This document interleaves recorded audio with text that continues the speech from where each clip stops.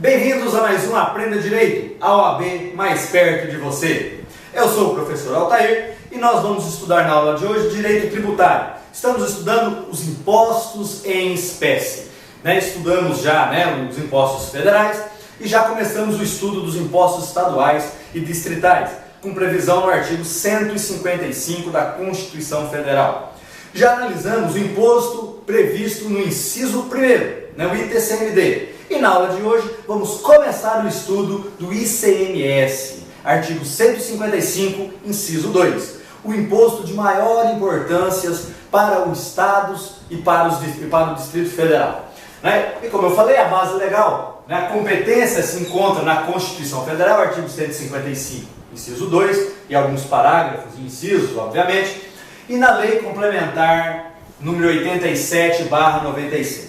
O ICMS ele tem uma lei complementar que traça a visão geral para que todos os estados e o Distrito Federal tenham um ICMS de uma forma parecida, não igual. É claro que cada estado e o Distrito Federal tem a competência para instituir o imposto e cada estado tem suas diferenças. Mas existe um roteiro a ser seguido. E esse roteiro está na Lei Complementar 87. Então os estados, as leis estaduais têm que ser parecidas, tem que se seguir aqui o que determina a Lei Complementar 87. Mas antes de nós entrarmos nos aspectos do estudo, por se tratar da importância desse imposto ICMS para os estados, fazer uma rápida classificação, que é na verdade relembrar a classificação de impostos que nós já vimos, mas agora direcionado ao ICMS. Primeiro, é um imposto estadual, obviamente, competência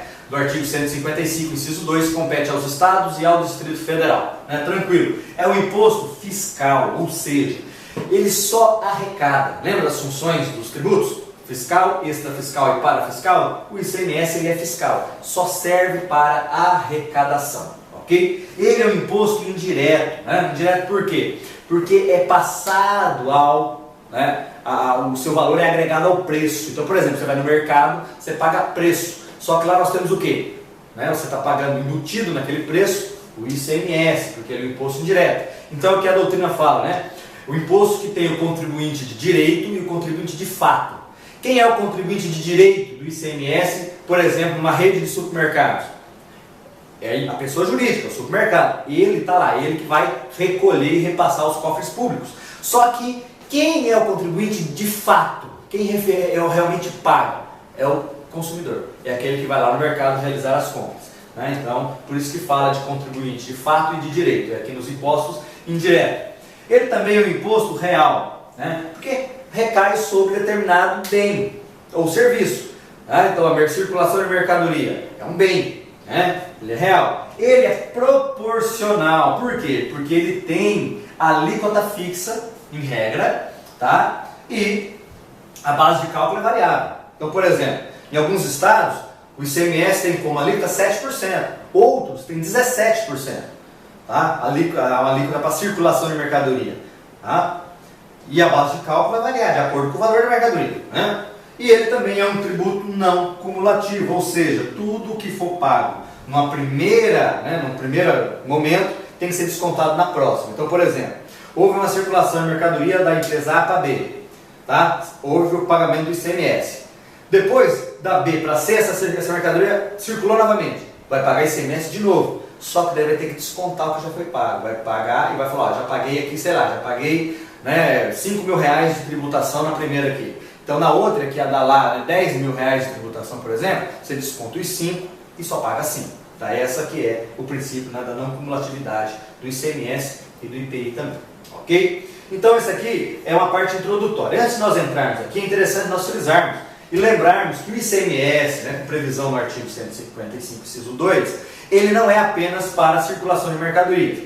Há alguns serviços que também estão previstos, que é o serviço de transporte interestadual e intermunicipal e de telecomunicações onerosas. Então é bom frisar, porque não é só circulação de mercadoria. E isso nós vamos ver aonde? Aspecto material. Qual é o fato gerador do ICMS? Como nós vimos, nós temos como fato gerador do ICMS a circulação de mercadoria, o serviço de transporte interestadual e o serviço de transporte intermunicipal e também o de telecomunicação. Tá? Aí entra telefone, aí entra televisão, TV a cabo. Por quê? Porque é o serviço de telecomunicação onerosa. Tá? O gratuito não é cobrado. Então esse é o fato gerador. Tanto que eu coloquei aqui, ó, não incide ICMS. Quando não incide ICMS? Não incide ICMS quando a mercadoria for para o exterior, tem uma imunidade específica, que nós já tem aula de imunidade, nós já vimos. Tá? Então não incide ICMS. Não incide ICMS se for comunicação gratuita.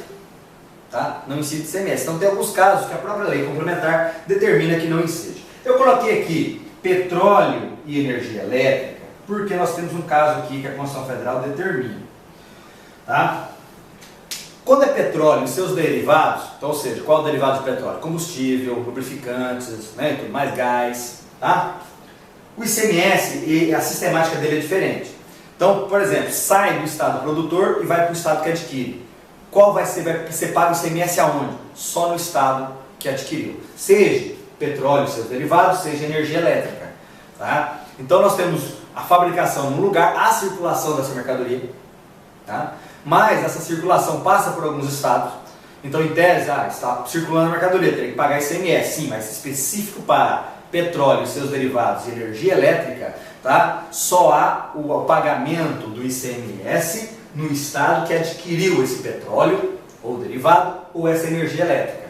Tá? Então é importante a gente frisar isso aí. Tá? Então, porque petróleo e energia elétrica, se você for fazer um estudo mais aprofundado, ele está tanto na incidência como na não incidência aqui.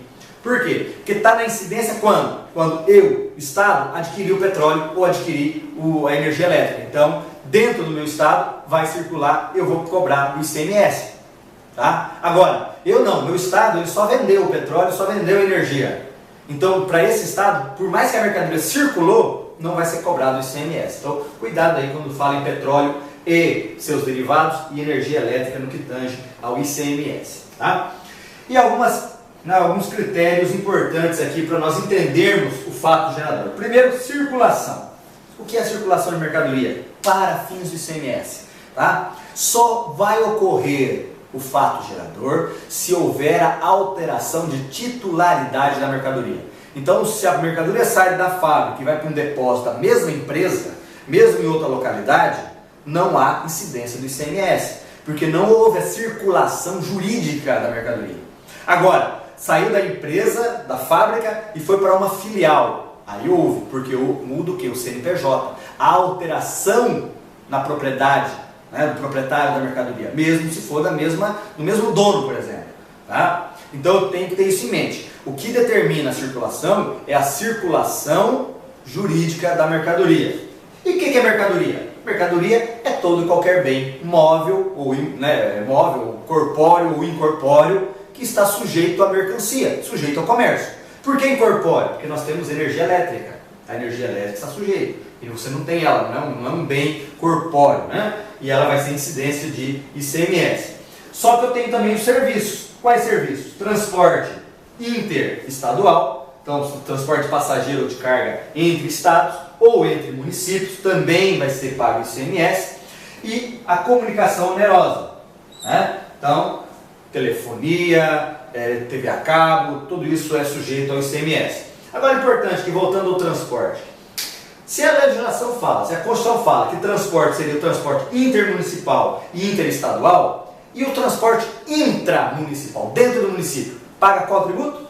ISS, um tributo municipal, que nós vamos estudar ainda lá, na nossa aula de impostos municipais, está previsto lá no artigo 156, inciso 3, ok? Então aí, na nossa primeira aula de ICMS, tá? E na próxima aula nós vamos dar sequência ao estudo desse importante imposto. Então até lá, em Aprenda Direito, a OAB mais perto de você.